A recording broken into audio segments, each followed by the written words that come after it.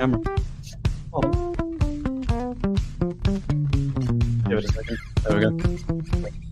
Hello, how are we all doing? Hoping you are shitting flashbang. I'm not hoping we're all flashbang. That would be bad. Yeah.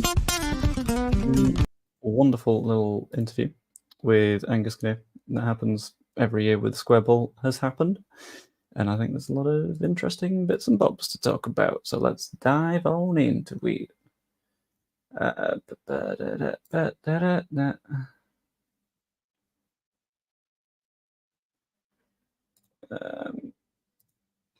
But yeah, sorry, I was checking something in my comments and someone was being a bit of a tit, which is always good fun. Yeah, a lot to dive into with this whole thing. So basically, why do you guys want to start? Because we can talk transfer stuff, we can talk Red Bull stuff, we can talk stadium things. That's what I might do a video about for the morning. I'm not 100% sure. Hello, everybody, by the way. With Danny saying morning, Baby Zebra saying sup, gang. There's no plants around here, so we're all fine. Good evening, Oliver, and hello to Wayne. So I hope we're all doing very, very well. And we also have slightly earlier blatant critiques of things that have happened without any sort of ongoing conversation, which is fun. Including this one. It's like, I don't know what. Sure, okay. I guess if you want to come into things with an agenda, you can do that. But yeah, the TSB Angus Kinnear interview thing has happened for the season, which I think was quite fun. And I might do the stadium video. Do I record the stadium video? I think what I'm going to do is I'm going to hop into the content-y part of my YouTube studio. I'm going to pop open the live control room and I am going to run a poll, and I'm going to be relying on you guys to see if you can make a decision on a thing. And I'm going to be trusting you guys, which is always a terrifying thing to do. But you know what? It's fair enough because you guys are consistently reliable and absolutely lovely. So, oh, come on, behave, brain. Do we do the stadium video all the morning? Normally you are, yes, Baby Zebra. But then sometimes you're just not, which is fair enough, I guess. But it all depends on the context, don't it?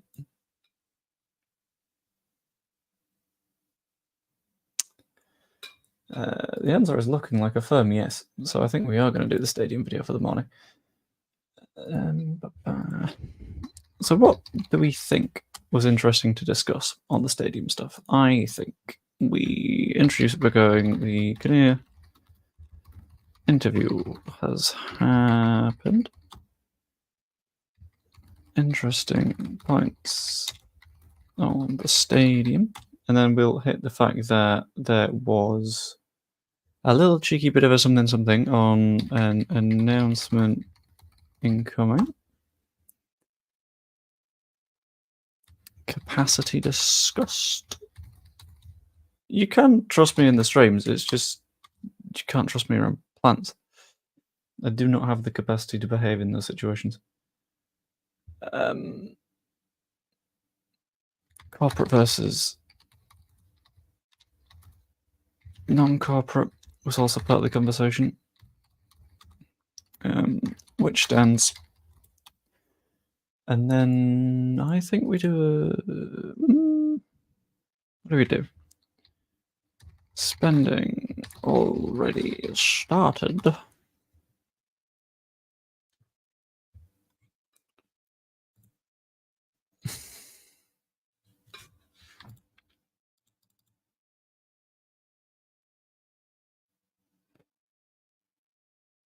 Brain's not kicking into gear. Come on, behave, right direction.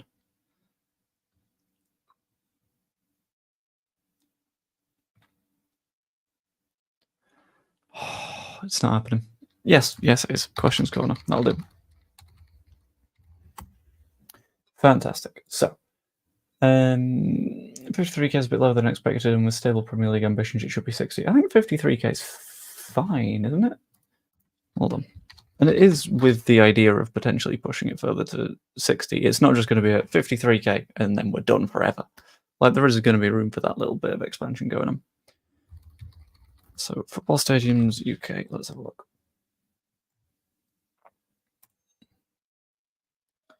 Sorting by capacity.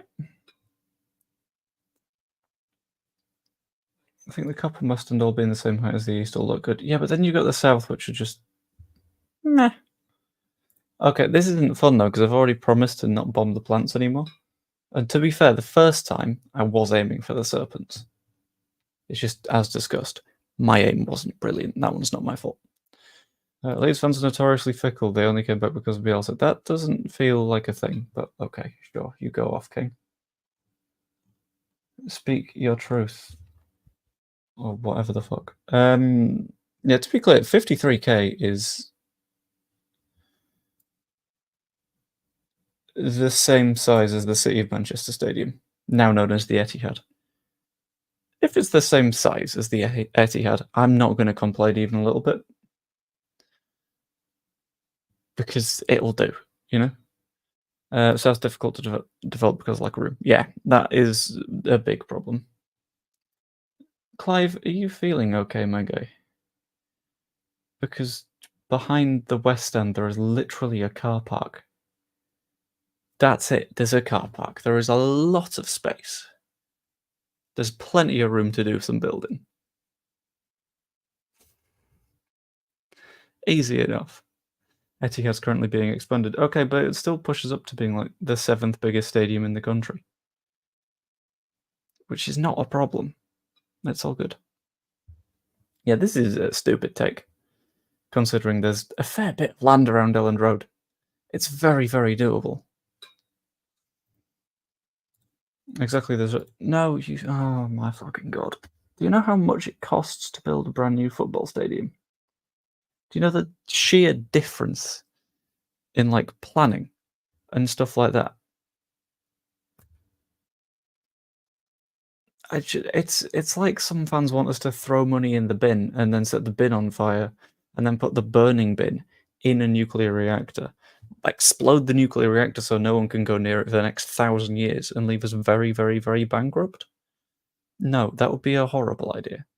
No, it doesn't need doing. You've just made up a problem. I don't... What? What you've done is you've gone, well, you see, I deem there to be something wrong. And then from that point, you've jumped to a solution. And immediately had the belief that your solution is the only solution. And it's not. That's not true.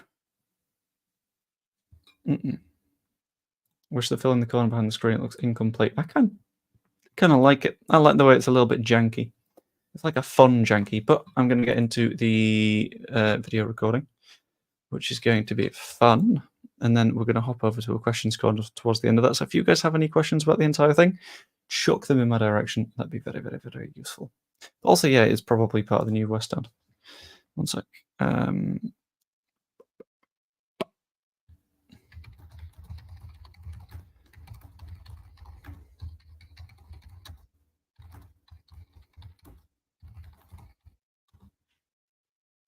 Right, cool. So, hop into it. I'm going to do the test, words, test words. Bit and Bob. Yeah, there we go. Test, words, test words. So, Angus Kinnear's interview with the Square Ball has I've forgotten to put down exactly when I was starting that bit of video. Well done, me. I'm rather stupid. All the stones are old and crap and badly built apart from the east. Yes, that's how you do rebuilding. That is where you rebuild the stands. That would be the process that is happening here. That's the thing.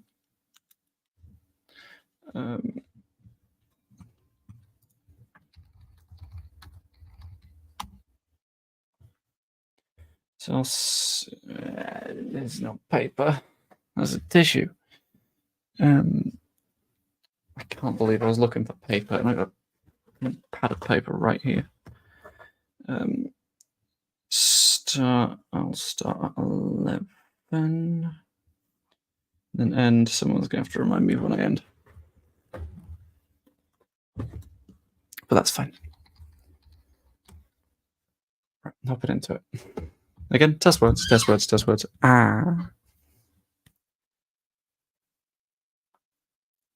Angus Kinnear's interview with the Square Ball for the Year has just released. It did so at 4 p.m.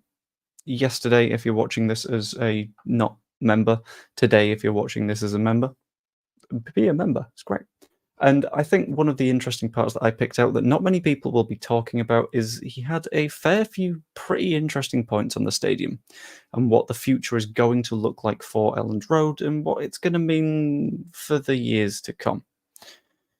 So I'm going to discuss all that stuff. The fact that apparently there's an announcement incoming, which stands are going to be replaced, the discussion that was had around capacity and how much is going to be corporate, how much is going to be non-corporate, and the fact that spending has already started. So stick around to hear all that stuff, but we're going to start with the fact that there's reportedly an announcement incoming, and this was also heard from various other spots and places and people. There's been a little bit of discussion around the fact that there might be something on the stadium soon from various dispatches, including, I believe, the YEP dropped something on it, which I was very interested by. But this is very promising, and this is why I feel like Angus Kinnear was able to give a few more details about this entire bit. And that included discussing specifically which stands were going to have stuff done to them. So, first up, we all knew that this one was coming. I think it's currently got the wonderful little record of being the oldest stand in the country. The West Stand will be basically getting redone. The way that it was discussed last time he was on this interview was they were going to build the top half, because it's going to be a bit East Standy with 2 tiers on it. They're going to build the top tier on top of the existing bottom tier. So whilst stuff is being built, they can still use a few seats and they've minimized the capacity loss. And in addition to that, the North Stand is likely to get a rejig as well. There wasn't any discussion of the South Stand, but I feel like that will be likely to come at some point in the future, because it would look very weird and funny if you had the East, West, and North stands all be 2 tiers, and then the South is just vibing there like, yeah, still waiting to be upgraded. Wonderful. In addition to that, the level of capacity at Elland Road was a big point of discussion, and this led into discussion around stuff like season tickets and match day setups and fun stuff like that. So specifically, when discussing capacity, the number that was mentioned by Angus Kinnear was 53,000 seats, which is not too bad, which is a decent little bit of progress. And having a quick look, that would put it at slightly bigger than the Etihad, put it bigger than St James's Park, Stadium of Light, Villa Park, Stamford Bridge. Not a bad place in the slightest for a stadium to be, and I believe that there would also be further capacity to hit 60,000, because I think that was also mentioned. But interestingly, the split of the way that the seats would be divided was of interest as well, because there was further conversation around corporate versus non-corporate seating, because the more non-corporate seating there is, the more people are able to get off that season ticket waiting list, which was also a core part of the discussion. There was a lot of conversation around, well, there's 22,000 people waiting for a season ticket here. Why are we not sort of informed of where we are on that list? And that's a fair point. But Kinnear did also go on to say there's about 30 season tickets a year that don't get renewed. That's not going to get through that 20-odd thousand person list quickly. The only thing that will do that is an expansion of the stadium. And this is how we get to that position. But that corporate non-corporate split means that it's not going to be that full, however many increase of capacity. Let's have a quick look. We're currently at 37,000, so 16k. We're not going to get 16k off the season ticket waiting list, because you've got some corporate seats, some non-corporate seats. Now, apparently corporate will be moving to be the West Stand in this case, with none of it being in the North Stand, which I think is very, very good, because it means that you've got an entire section that isn't corporatized. Especially if it's the COP, because that is a very sort of renowned stand, if that makes sense. And it's one that people are going to want to go in, because that's where all the atmosphere is going to be, especially if there's no corporate in there. And West Stand is already fairly corporate. But there was also discussion of GA Plus, General Admission Plus, which is effectively like a sub-corporate level, where you can pay a little bit more for your ticket, have a nice seat, maybe like access to a bar, something like that, which I think could be a very good technique for us going forwards. Good way of making a little bit of money for the club and not too much more of a cost for fans. And the reason that there's likely to be so much corporate addition to this is because financially, that's what's viable. You can't pay for a completely new half a stadium if you've not got the financial basis to do so. And the way you get that financial basis is you use your corporate assets. And you use the fact that you've got links with various clubs and they're going to occasionally buy some tickets off of you and hire boxes. And that is how, in the long term, you turn what is a pretty big money well of a stadium expense into something financially viable. And on the subject of financially viable, it's not like it's something that isn't happening. It's not like it's well, we're just waiting for stuff to go on now and eventually we'll start making moves. No, the moves are being made because apparently the spending has already started. Angus Kinnear came very close to accidentally leaking the specific number that was spent so far, but there is a group of engineers and environmental scientists and all that sort of stuff are apparently meeting a couple of times a week to put together the early stages of these plans now. Which is why I feel like this announcement that's just around the corner is potentially one of straight up, here's the plans, here's when we're building, rather than at some point we'll build more stadium, because things are starting to feel very concrete. And it includes stuff like travel planners and city planners. So as Danny has said in the chat just now, I'm recording this live, we're looking at getting a tram or railway station there. And the fact that it's going to be so connected with the city is only good for the club. I do not see a drawback there, and that is spectacular. Very, very, very happy with that. But whilst I'm happy with that, kind of interested in seeing what you guys think, so I'm going to hop over to Questions Corner now. Ping your questions in the chat if you're here live, and if you're not here live, then you can be here live next time if you see that I've got something live going on the channel. And yeah, sometimes I record videos like this one, sometimes we'll just have a little bit of a natter, have a little bit of my lark. But that isn't the case right now because I think the Kinnear stuff was really important. I think if you haven't seen it yet, you need to go and watch that interview with Angus Kinnear because it's about 90 minutes long, but it covers everything. It covers stuff like where Archie Gray's release clause came from, why it came about. It covers the stadium stuff. It covers the Red Bull stuff and the fact that Angus committed himself to resigning in the event that the Red Bull stuff turned into a stadium, not a stadium, into a club rename. That was a lot more commitment than I expected, and something that I think could be really, really important for us to sort of keep an eye on, because it shows that there's a lot of commitment to the club's identity as it is within this current board. But at the end of the day, that's just what I think. So if you've enjoyed the video, pop a like on it. Subscribe if you aren't yet. That's always really appreciated, especially when it's still sort of international break time. And you could even become a channel member. That's always really appreciated. Hope you enjoyed if you're on the video version. If you're on the live version, stick around. And I will see you later. Ta-ra. And now back to the lovely, lovely bloody words. The lovely live folks. And I'm going to turn this to 19 minutes 18. And I'll do that edit immediately after this. Hop through the questions though. Do you think Kinnear was truthful with us or saying stuff he thought we wanted to hear? I think it'll be truthful stuff because even he doesn't benefit if it's just stuff that we want to hear, because at the same time, the moment something that disagrees with that comes out from anything like an official source, it's immediately problems. Like if he says the Gray stuff about like Gray's representatives wanting that release clause in there so he can reach his potential, and that's not true, he is in deep shit. Because there would be absolutely no chance that his agents would be like, no, yeah, that's fine, you can say that and we won't challenge it, because they would if it wasn't true. And to just go and lie in what is a repeat interview that you're doing time and time and time and time again would be fundamentally stupid. And I don't think you get a job like that if you are so fundamentally stupid. And on this one, why didn't you resign when Bielsa was sacked? Why would he resign when someone else lost their job? Have you ever been in a workplace and then when one of your coworkers lost their job, were like, actually, you know what? I'm off out as well? Or is this just a little like LARPing fantasy thing that you've managed to develop for yourself and gone, yeah, well, I personally am Marcelo Bielsa's hero, and I will continue to stan him. And it's like, well, one, fairly sure basically everyone still loves Marcelo Bielsa, so you're fine on that front. You don't need to protect him. It's okay. And two, Kinnear doesn't make that many of the footballing decisions, right? Like, we have a head of footballing recruitment. It's okay. What do you think of the response to the number 10 issue? I think it's probably fair. I get it.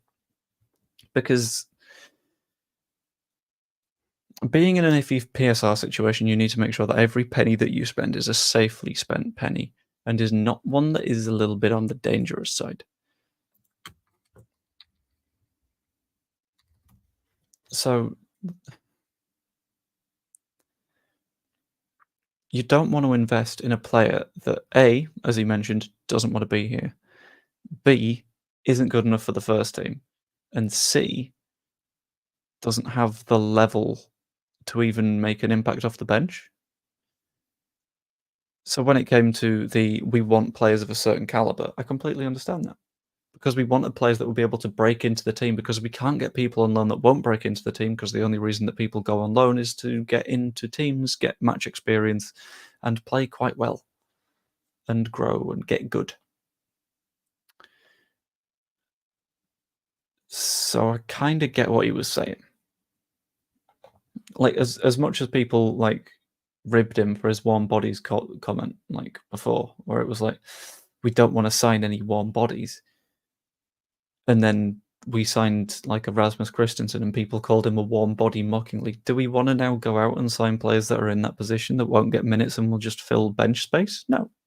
We want people that will improve the squad. And I think it was Jer on Joe's stream a little bit earlier who said, well, to be fair, Farker asked for 4. Farker got 4. Anything further than that was a bonus. We're just mad we didn't get a bonus at this point, which is a little bit weird.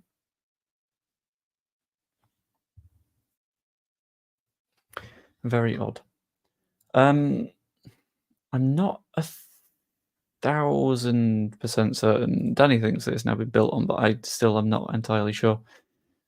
What I saw a little bit nearer the time, if I remember right, was something along the lines of the fact that like an environment study was done on it, and it very much seemed like not the place to put football training facilities, because if I remember right, it's just surrounded by road.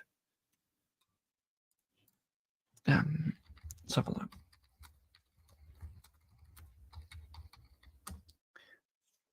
And if that is the case, then that itself causes further problems.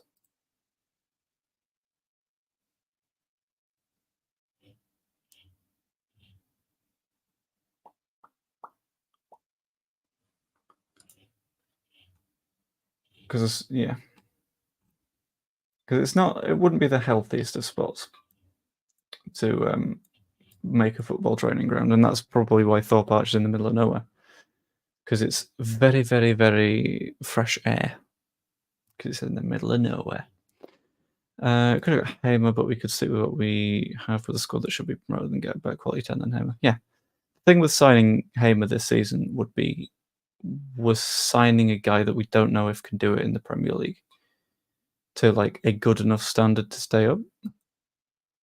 So that in itself is a risk, and then the fact that we would have to sign him permanently means that we'd be tied to him, so we wouldn't be able to just sign someone that wasn't him the next time around.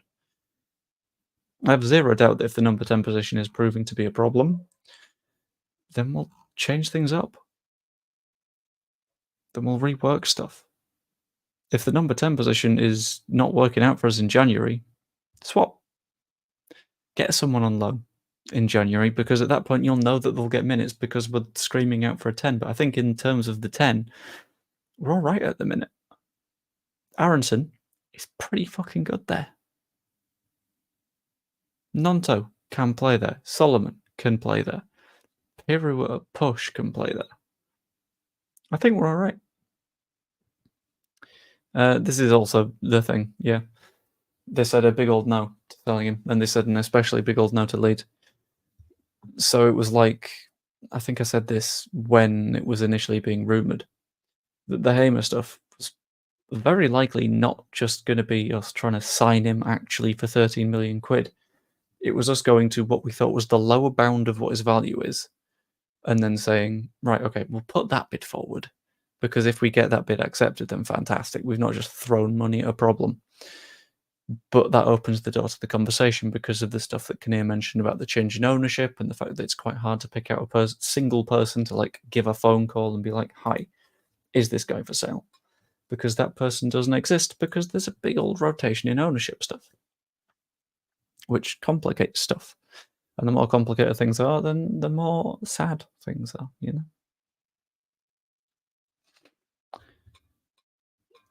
Agree 100%. It's just a lot of fans don't say that we don't need a number 10 right now. Yeah. When people say they want a number 10, they mean they want a really good player that's hard to get. No, but it's like a specific really good player. And I kind of get wanting someone in that position because we didn't have Aronson last season. And we're still not absolutely certain on his like level. But yeah, one sec.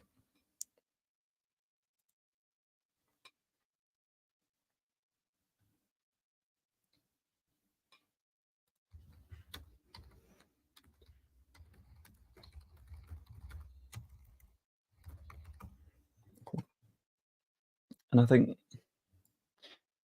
I don't know how to phrase it. Basically, coming out of that interview, my basic thought was that was kind of fine. There's nothing to be mad about there. Because answered all the questions. There was the thing about the word that I'm looking for, the season ticket waiting list, where obviously he seemed a bit like wasn't quite ready for that one. But he dealt with it, said that he'd take a look, which is all you can ask of him in that one room at that one time, because obviously he can't make that decision like that. But yeah, I don't know. Je ne sais pas is the best way of pronouncing it up.